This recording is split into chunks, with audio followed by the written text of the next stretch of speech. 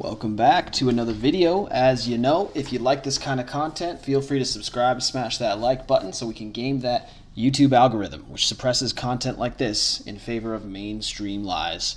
And they are lies, guys. They are trying to pass a story, not the story. A narrative, not the truth. And honestly, if you don't like and you don't want to subscribe, feel free not to. I'm definitely ruffling feathers amongst my 230 something subscribers, and that doesn't bother me.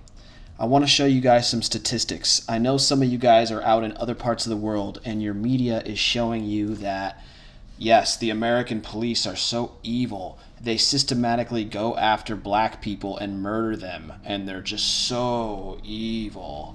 Let me pull up some interesting demographics for you guys. Some of you guys might know this stuff, some of you might not. This is basically a meme at this point. When we talk about 13% of the population committing 50% of the crime. Urban Dictionary is pretty funny, and there's a reason this is a meme. But, I mean, basically, American blacks commit over half the homicide in this country despite being less than 13%. And you could just take it from me here, or you could say, dude, what are you, showing me Urban Dictionary? That's obviously some stupid racist right-wing meme. You're such a liar, stupid white person. Let's go to the Wikipedia. So Wikipedia, if you don't trust this, then what do you trust? I think Wikipedia is not a great website, and we should probably use galactic. But for the sake of this, we'll use Wikipedia. So here you go. This is the 2017 estimate. I guess that's the last time they did a proper count. But black or African Americans account for 12.7% of our population, or around 40 million. Whites are 73%.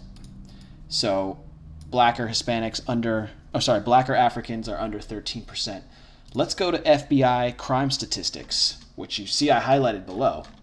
But they break it all down by race, and this is the government's website for 2017. And sure, white people sure do commit a lot of crimes. The fact that black people are still committing a big chunk of them themselves, being 13% of the population, though, that's kind of a big deal. And this doesn't absolve whites at all. It does not. There are some shitty white areas that I would not live in, guys. Just telling you straight up.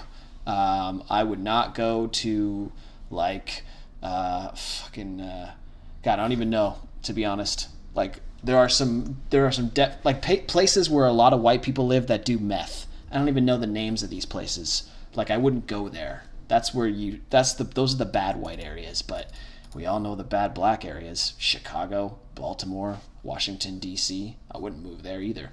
Per capita, this does not make black people look good. They are such a small sliver of our population, but they commit such a large chunk of the crimes. And you can go to these websites and look at the stuff yourself if you want. But the most important thing here is this stat right here. Of adults arrested for murder,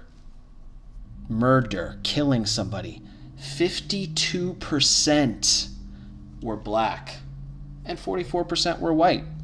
But blacks are 13% of the population, guys. 13%. Let's go back here. Whites make up 230 million Americans, or 73%. So it makes sense that the people who are the most popular in the US are committing a large chunk of crime.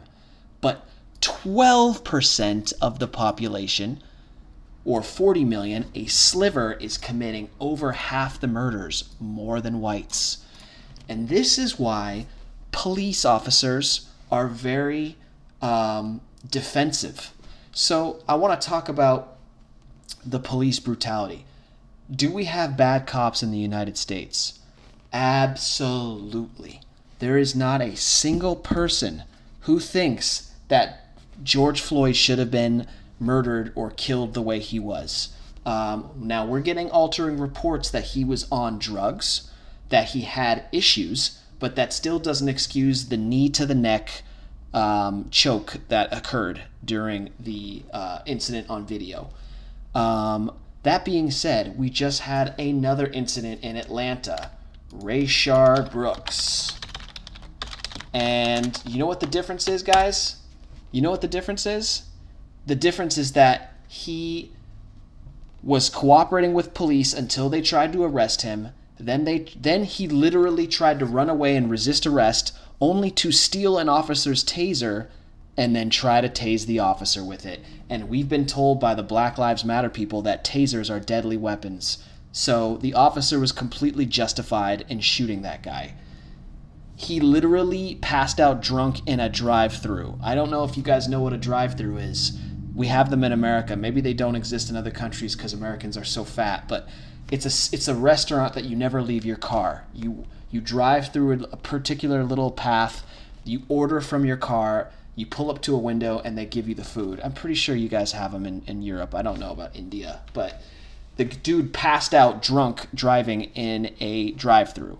So people are saying, oh, why didn't Wendy's go and handle it? It's not Wendy's responsibility to put their employees' safety on the line. They don't know if a guy's drunk or not safe. That's definitely something you call the police for. The police came, they had him move, then he tried to resist arrest, and then he tried to tase an officer. You are absolutely justified in shooting a perp to death in this situation. But of course, because of all the pressure, the chief of police has resigned, and the district attorney is talking about filing murder charges. This guy was a bad guy. He was completely in the wrong for doing what he did. The cop was justified. Nothing should happen. In fact, most of the times that the police kill someone, they have a reason to, and they are justified. Have the police fucked up? Yes. Let's talk about George Floyd. That was a fuck up. Let's talk about Oscar Grant. Look that up. That was a fuck up by the police too. That guy is in big trouble, or should be in big trouble, and he isn't. He got away with it. There have been plenty of bad incidents, but the good incidents that never make the news far outweigh the bad incidents, and I completely disagree with any type of police reform or defunding or dismantling outright. As you know, I've already talked about what's going to happen. These people who can leave are going to leave, and you'll have nothing but poor areas where there are no cops and tons of crime running rampant. But I'm using statistics to tell you guys that this is not some story where the white evil police of the United States are on a killing spree. They're not. They're mostly good people. Nobody signs up to be a police officer if they don't actually at least care about the community. The job pays little to nothing, guys. It is an incredibly high-risk job.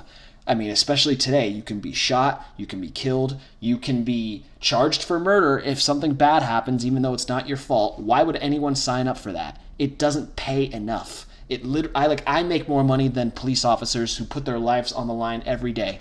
I make way more money, and I'm just like a corporate stooge. It doesn't pay shit. I'm telling you, you're getting a false narrative from your media sources. Never forget this right here. This is what I need you guys to reflect on. And if you're like, fuck you, man, I like your red pill content, I like your Christian content, but you're a racist asshole, I mean, guys, go ahead and unsubscribe and dislike my videos and tell me how much you hate me. I am showing you the statistical analysis. Stats don't lie. We can take the memes away. The stats don't lie.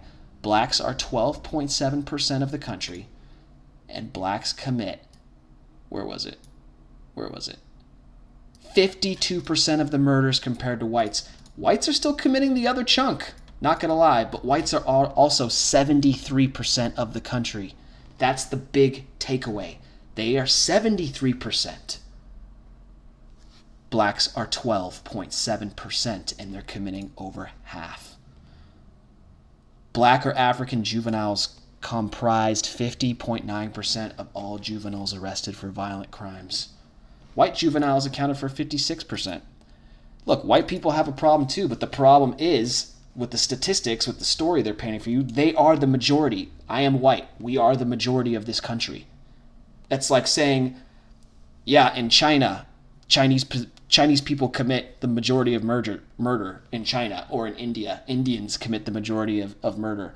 You guys don't know what it's like, a lot of you who are out in homogenous countries, and I'm honestly jealous of you because you guys don't live in a multicultural society where they try to make the people who are the most populous feel bad. But this is ridiculous. Like I said, blacks are 13% or less of the entire U.S. population, and over half of the juvenile cases are black. And it is sad, guys. I'm not trying to say whites are better. The problem is there are political parties, I'm not even going to say who, that have created a system that disincentivizes, or shall we say, encourages no family bonds in the black community. When black boys grow up without a father, and then their kid grows up without a father, and then their son also grows up without a father, and forever and ever you get this never-ending cycle of crime.